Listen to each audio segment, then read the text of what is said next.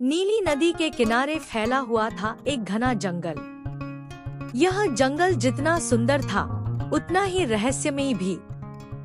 सुबह होते ही यहाँ पक्षियों की आवाजें गूंजने लगती और शाम होते ही नदी का पानी सुनहरी रोशनी में चमकने लगता।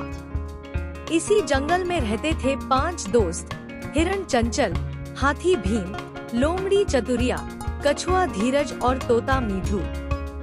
ये पांचों हर शाम नदी के पास बड़े पीपल के पेड़ के नीचे मिलते थे। उनकी दोस्ती अलग अलग स्वभाव के बावजूद बहुत गहरी थी। एक दिन हिरण चंचल घबराया हुआ दौड़ता हुआ आया और बोला, दोस्तों, नदी का पानी आज बहुत कम हो गया है, मछलियाँ तड़प रही हैं। हाथी भीम ने चिंतित होकर कहा, अगर ऐसा ही रहा तो पूरे जंगल को पानी की कमी हो जाएगी। तोता मीठू पेड़ से उड़कर नीचे आया, मैं ऊपर से देख कर आया हूँ। नदी के ऊपर वाले हिस्से में कुछ अजीब हो रहा है। लोमड़ी चतुरिया ने आंखें सिकोड़ते हुए कहा, अजीब मतलब कोई खतरा? कछुआ धीरज धीरे से बोला, जल्दीबाजी नहीं, पहले सच्चाई पता करते हैं। पांचों दोस्त नदी के किनारे किनारे ऊपर की ओर चल पड़े। रास्ता आसान नहीं था, कहीं कांटे, कहीं फिसलन और कहीं गहरी झाड़ियाँ। हिरण आगे आगे रास्ता दिखा रहा था, हाथी झाड़ियों को हटाता जा रहा था, तोता ऊपर से निगरानी कर रहा था, लोमड़ी हर कदम सोच समझकर रख रही थी और कछुआ धीरे धीरे लेकिन बिना रुके चलता रहा।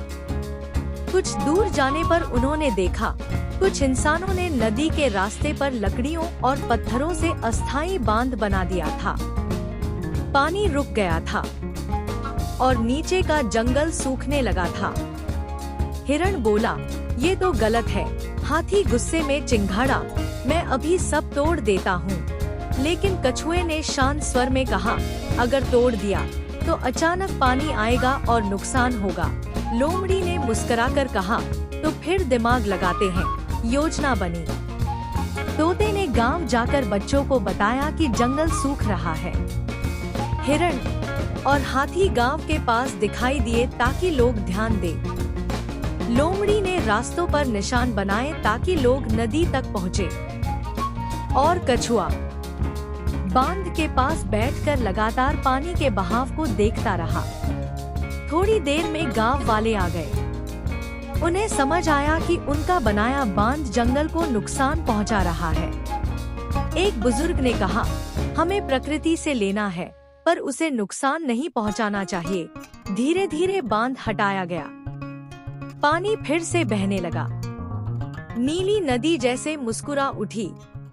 जंगल में फिर से हरियाली लौट आई। मछलियां तैरने लगी, पक्षी गाने लगे। पांचों दोस्त वापस पीपल के पेड़ के नीचे बैठे।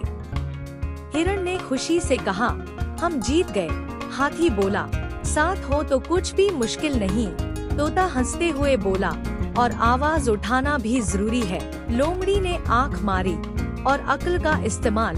कछुए ने मुस्कुराकर कहा, धीरे चलो पर सही दिशा में। कहानी की सीख, सच्ची दोस्ती, समझदारी और प्रकृति का सम्मान, यही किसी भी जंगल और दुनिया को बचा सकता है।